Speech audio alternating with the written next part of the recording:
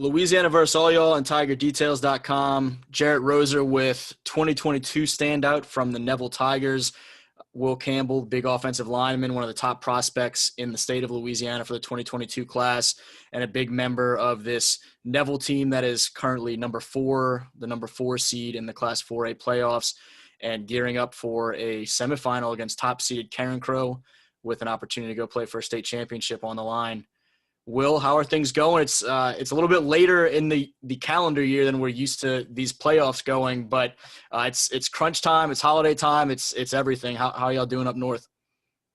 We're good. Everybody's just excited, ready to go down to Lafayette.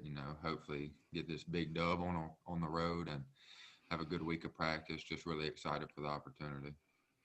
And you guys certainly as a program are used to being in these sort of games. Neville expects to be in semifinals and state championships and all of those things. This year is Coach Jeff Tannehill's first year at the helm, taking the reins from Mickey McCarty, who steps up to be principal. But Coach Tannehill is a Neville guy from years back. He was on staff there and then went over to St. Frederick's and had some success as a head coach and came back to Neville, his alma mater. And so he's always been, as much a Neville guy as anyone could be. What has that transition been like from Coach McCarty to Coach Tannehill, knowing that he's going to try and keep a lot of the same things going, but it is a new face at the top of the program? It's definitely different. Like you said, just seeing a new face where Coach McCarty was for 2 years. But, Coach Tannehill, his first year.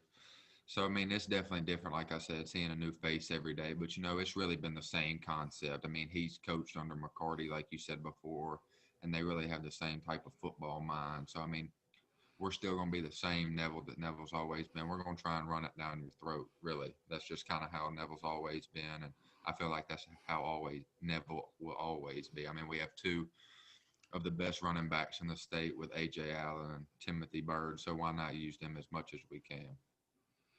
How much fun is that to have guys like that in the backfield that you can go out there as an offensive lineman and block for on a Friday night? It's super nice. You pancaking somebody, then you look up and they're hurdling people, running 80 yards for a touchdown. So it's really nice. Our offense is full of electric players and people that can run, make people miss. So we're going to try and, use everybody as much as we can this week to, pull out the win against Carencro. There's a component with any good program of kind of carrying on a certain tradition. And then there's also the dynamic of each year's team is its own team, has its own identity, own leaders, and it is its own entity. For you guys, this 2020 Neville Tigers team that has been through a super weird offseason and super weird start to the season, what stands out about this group that you're a part of that you feel like is kind of where you hang your hat or what the identity of the team is, and how has that enabled you to navigate through some of those curveballs and ups and downs at times? Like you said, it's been a weird year. So, really everybody's kind of been against the ropes. It's been all the same for everybody. So it's not like we're any different. But, I will say that we did lose a lot of seniors last year. On the O-line, me and our right guard are the only starters coming back.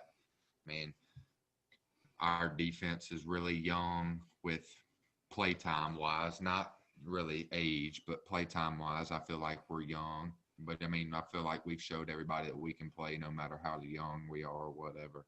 We had two rough losses back to back. That we feel like we very easily should have won the first one, lost in 4 overtimes, and then just really didn't play that well against West Monroe. But we're young, like I said, so we'll have a lot of people coming back next year. But, like you said, the off season being different, everybody kind of kept everybody, in shape. We all went and worked out together, in gyms, wherever we could find it, in people's backyards, on field, O-line, doing stuff together. Just really everything to keep us going, because we knew eventually in the off season that we were going to line up and play at some point. So we had to be prepared. And I don't even know if you know this, but I was up in Monroe a couple years ago working for the News Star, and lived right there on 3rd Street and covered Neville, was over there a couple times every week. And that program under Coach McCarty, for all the success that there were some years where there might be a loss or two in the regular season in those type of games, but by the time it became playoff time, those teams were able to kind of hit their stride and still be some of the most successful in the state. When you guys had those stumbles this regular season, what were some of those conversations like to not get down and to kind of realize how much was still ahead of you and the opportunities that were still there? I feel like after those two losses, I mean, the main thing message to each other was, I mean, we're not guaranteed anymore with the way that COVID is working. So these next weeks that we're guaranteed, we got to make them count, just keep playing like how we're supposed to and step it up and be ready each and every week to, get the W. And we felt like we did that all the way up until after those two losses. And we just got to keep improving for the next 2 weeks and get the championship.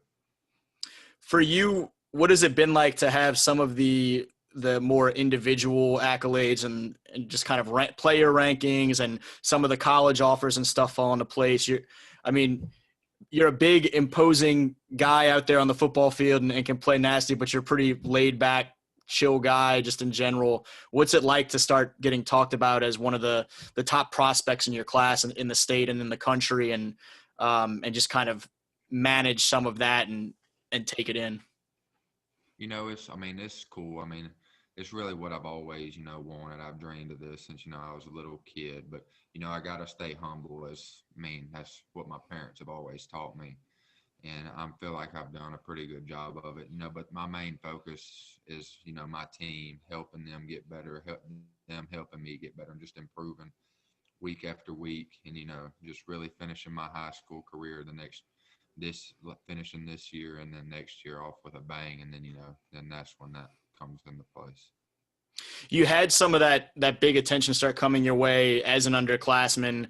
When you went into this offseason and were trying to get ready for junior year, what were some of the things that you had in mind that you knew you wanted to work on to continue improving and just kind of, fine-tuning your technical side and working on your body and where you wanted to be physically and any of those sort of aspects? What was kind of the big off-season focus for you, and how have you seen that play out so far this year?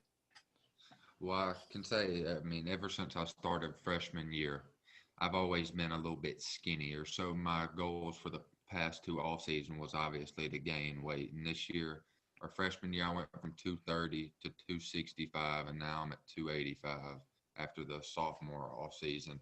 So, that's my main goal, getting bigger, stronger, and, still being able to keep my, athletic ability and be fast and quick feet, everything like that. I feel like that kind of sets me apart from all these other players. And, my quick feet, quick touch. I'm just as fast as your speed rush and D ends, and I can really kind of hold. I'm going to stand up your big defensive end. So I feel like that's what kind of sets me apart. I'm big and strong and quick. Yeah, you're 6'6", 285, but like a lean, fit 285 where, it's good weight that you've put on. So you have to feel good out there against anybody that's lined up on the other side. Yes, sir. This matchup with Karen Crow, another team with a lot of proud tradition. You guys have to head down there right after they hang 81 on the number 8 seed Plaquemine.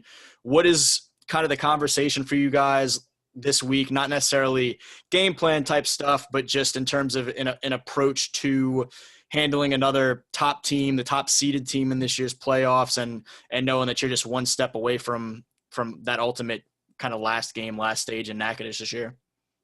When we know that Karen Crow's a great team. They have some great players on offense and defense, and we know that they scored that many points to send a message. But, we just got to be on our P's and Q's and be ready to go and be ready for a battle Friday night and come out with the win. What are some things for you? We still have 2 weeks left of this junior season for you, obviously, but as you start to think about, you talk about kind of putting on the weight and getting that much stronger and stuff the last couple off seasons. For you, what are the things now moving forward as you continue to build on your game that you kind of look at and say, all right, these are going to be some things I know I have in focus over these next few months or the last year of high school or whatever? Really just the same thing. You can always be bigger, stronger, faster. Because, in college, everybody's just as big as each other. It's just really the little things that separate each other. And that could be speed, the little bit more strength you have than somebody, really just anything physicality, everything. So really just improving everything in my game all over and just, keep getting better from every perspective. And do you have anything in mind yet in terms of any sort of timeline with the colleges or anything like that? Or are you a guy that wants to make sort of an earlier move in the spring and kind of finalize some things? Or are you thinking wait till the end? And I'm sure the COVID dynamic has added some curveballs in that regard as well. Yeah, it definitely has. I mean, I really, you only really get to experience this stuff once. So, I mean, I kind of want to try and get on some visits in person really instead of virtual visits if that's possible. But, if not, really just whenever I feel like it's best decision for me and I feel like I'm ready. Sounds good, man. Well, I certainly appreciate you taking a couple minutes to chat about all of it and looking forward to I told you I talked to Coach Burks earlier today and I told him I might be with y'all in Lafayette on Friday for that big one. And looking forward to seeing how it shakes out, whether I'm there in person or catching some of it virtually on Twitter and on the highlights. Yes, sir. Sounds good. Good deal. Again, he's Will Campbell, one of the top prospects in the state of Louisiana for that 2022 class. He and the Neville Tigers, the number 4 seed in Class 4A, head to number 1 Karen Crow on Friday night for a huge state semifinal. One of the top games to watch around the state this weekend. And for Louisiana versus all y'all, Jarrett Roser.